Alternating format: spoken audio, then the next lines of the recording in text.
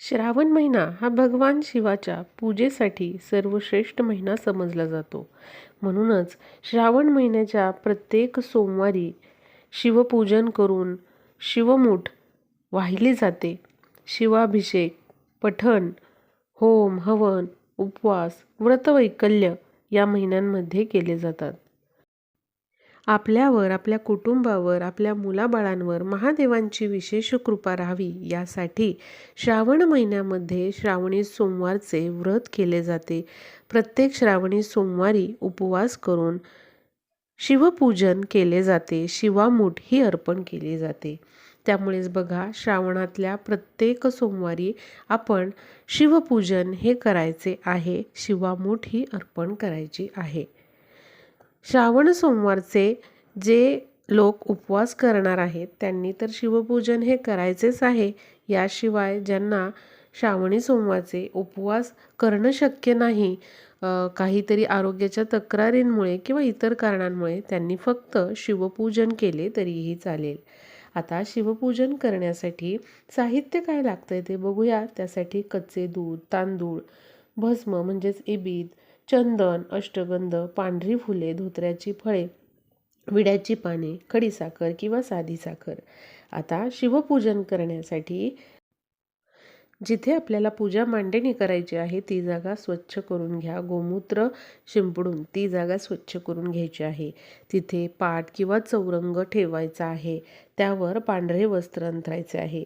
कारण महादेवांच्या पूजनासाठी नेहमी पांढऱ्या वस्त्राचा वापर करतात, म्हणून पांढरे वस्त्र आपल्याला अंथरून घ्यायचे आहे.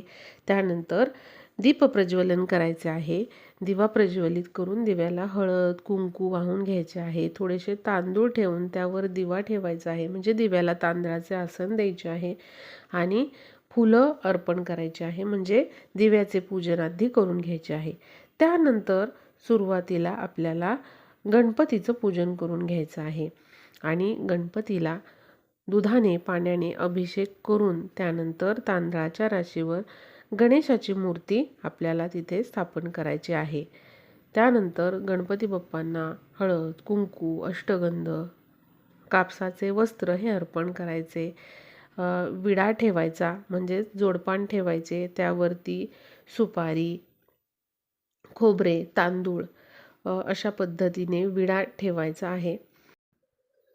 विड्यावर हळद, कुंकू अर्पण करायचे आहे.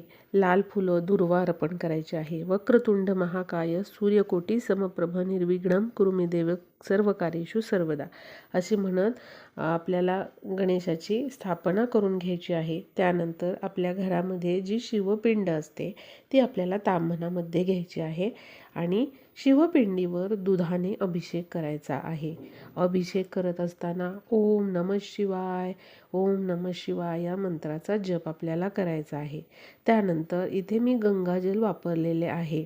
तुमच्याकडे गंगाजल असेल तर तुम्ही गंगाजलाने अशा पद्धतीने ओम नमः शिवाय या मंत्राचा जप करत शिवपिंडीवर अभिषेक करून घ्यायचा आहे. गंगाजल नसेल तर तुम्ही गुलाबजल देखील इथे वापरू शकता. आणि त्यानंतर स्वच्छ पाण्याने आपल्याला शिवपिंडीवर जलाभिषेक देखील करून घ्यायचा आहे. आता दुधाने, पाण्याने अभिषेक करून झाल्यानंतर आपल्याला शिवपिंडीला चंदन लावून घ्यायचे आहे. प्रत्येक श्रावणी सोमवारी आपल्याला शिवपिंडीवर जलाभिषेक आणि दुग्धाभिषेक हा न विसरता करायचा आहे. आणि त्यानंतर आपल्याला शिवलिंगाला अशा पद्धतीने जे भस्म आहे ते लावून घ्यायचे आहे.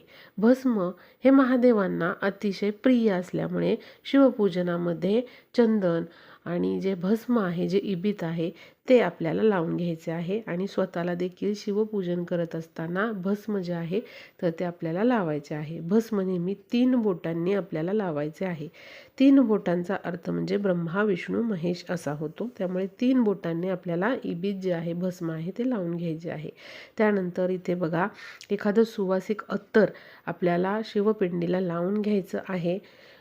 आणि कापसाचं जे वस्त्र आहे, पांढरं वस्त्र, तर ते आपल्याला शिवलिंगाला अर्पण करून घ्यायचं आहे. त्यानंतर ओम नमः शिवाय या मंत्राचा जप करत आपल्याला ही बेलाची जी पानं आहेत तर ती अर्पण करायची आहे. बेलाची पानं वापरताना ती स्वच्छ असावी, ताजी असावी आणि 3 पानांची ही बेलपानं असावीत याची आपण काळजी घ्यायची आहे. त्यानंतर महादेवांना प्रिय असलेले धोत्र्याचे फळ आपल्याला अर्पण करून घ्यायचे आहे. धोत्र्याची फुले असतील तर ती तुम्ही अर्पण करू शकता. गोकर्णाची फुलं म्हणजेच अपराजिताची जी फुलं आहेत पांढरी किंवा जांभळी ती देखील तुम्ही पूजनामध्ये अर्पण करू शकता. जेवढं साहित्य तुम्हाला पूजनासाठी मिळेल तेवढे तुम्हाला इथे महादेवांना अर्पण करून घ्यायचे आहेत. त्यामध्ये बघा पांढरी जी फुलं आहेत ती महादेवांना अत्यंत प्रिय आहेत. त्यामुळे शिवपूजनामध्ये एकतरी पांढरं फूल हे असलं पाहिजे. त्याचबरोबर तुम्हाला मिळाली तर धोत्र्याची फुलं किंवा फळं तुम्ही महादेवांना अर्पण करू शकता. आता इथे बघा शिवपरिवाराचा फोटो आहे तर त्या फोटोला देखील आपण फूल अर्पण करून घेतलेलं आहे. त्यानंतर इथे आपल्याला पाण्याने चौकोनी मंडल करून घ्यायचे आहे आणि त्यावर साखरेचा नैवेद्य आपल्याला दाखवायचा आहे. नैवेद्याभोवती पाणी फिरवून घ्यायचे आहे 3 वेळा आणि अशा पद्धतीने साखरेचा नैवेद्य दाखवायचा आहे. तुम्ही सुक्या मेव्याचा देखील नैवेद्य दाखवू शकता किंवा फळांचा नैवेद्य दाखवू शकता किंवा खडीसाखर किंवा साखरेचा नैवेद्य या ठिकाणी दाखवू शकता. आता पहिल्या श्रावणी सोमवारी तांदळाची शिवामूठ आहे त्यामुळे आपण अशा पद्धतीने शिवपिंडीवर तांदळाची शिवामूठ अर्पण करून घ्यायची आहे. प्रत्येक श्रावणी सोमवारी शिवामूठ अर्पण करताना हा मंत्र म्हणायचा आहे. शिवा शिवा महादेवा माझी शिवमुठ, ईश्वर देवा मनातल्या इच्छा पूर्ण करा रे देवा. हा मंत्र तुम्हाला 3 वेळा शिवामूठ अर्पण करताना बोलायचा आहे. त्यानंतर तुम्हाला कापूर जाळून पहिल्यांदा गणपतीची आरती म्हणून घ्यायची आहे आणि त्यानंतर शंकराची आरती म्हणून घ्यायची आहे. आणि अशा पद्धतीने तुम्हाला दर श्रावणी सोमवारी प्रत्येक श्रावणी सोमवारी तुम्ही प्रदोष काळामध्ये म्हणजे संध्याकाळी 5:30 ते 7 या वेळामध्ये असे शिवपूजन करू शकता. प्रदोष काळामध्ये तुम्हाला जर वेळ नसेल तर तुम्ही प्रत्येक श्रावणी सोमवारी पहाटे 5 वाजल्यापासून हे शिवपूजन कधीही करू शकता. फक्त जर तुम्ही सकाळी पूजन केलेले असेल तर प्रदोष काळामध्ये आपल्याला कापूर जाळून शंकरांची आरती ही म्हणून घ्यायची आहे.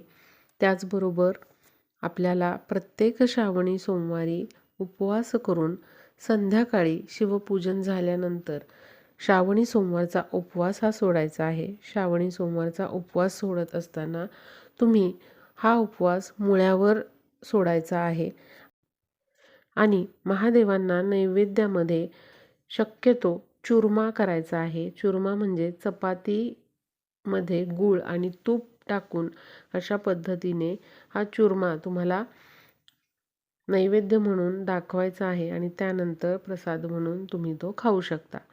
यावर्षी 2026 मध्ये 17 ऑगस्टला पहिला श्रावण सोमवार आलेला आहे.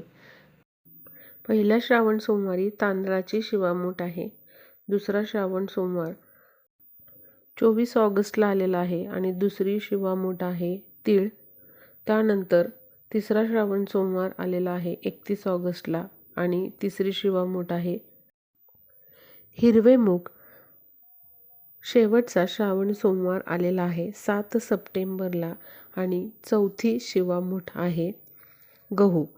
तर यावर्षी 2026 मध्ये 4 श्रावणी सोमवार आलेले आहे आणि अशा पद्धतीने आपल्याला प्रत्येक सोमवारी अशी शिवामूठ वेगवेगळ्या धान्यांची अर्पण करायची असते. मंत्र पण मी सांगितलेला आहे. तर अशा प्रकारे सोप्या पद्धतीने आपल्याला शिवपूजन हे करायचे आहे. आणि शिवामूठ तुम्ही घरातील शिवपिंडीवर देखील अर्पण करू शकता किंवा मंदिरामध्ये जाऊन प्रत्येक सोमवारी ज्या त्या धान्याची शिवामूठ तुम्ही अर्पण करू शकता. दर श्रावणी सोमवारी तुम्ही शिवलीलामृताचं पठण करू शकता. पूर्ण पुस्तकाचं पठण करणं शक्य नसेल तर शिवलीलामृतातला 11वा अध्याय पठण करू शकता. शिवस्तुती म्हणू शकता. ओम नमः शिवाय या मंत्राचा जप तुम्ही करू शकता. याशिवाय रुद्राभिषेकाची सेवा देखील तुम्ही दर श्रावणी सोमवारी करू शकता. तुम्हाला ज्या सेवा करणं शक्य आहे त्या तुम्ही करू शकता. या सर्व सेवा तुम्ही शिवमंदिरामध्ये जाऊन करू शकता किंवा घरच्या घरी तुम्ही या सेवा देवघरासमोर शिवपिंडीसमोर बसून करू शकता. व्हिडिओला जास्तीत जास्त शेअर करा, म्हणजे शिवपूजन सोप्या पद्धतीने कसे करायचे याची माहिती सर्वांना मिळेल.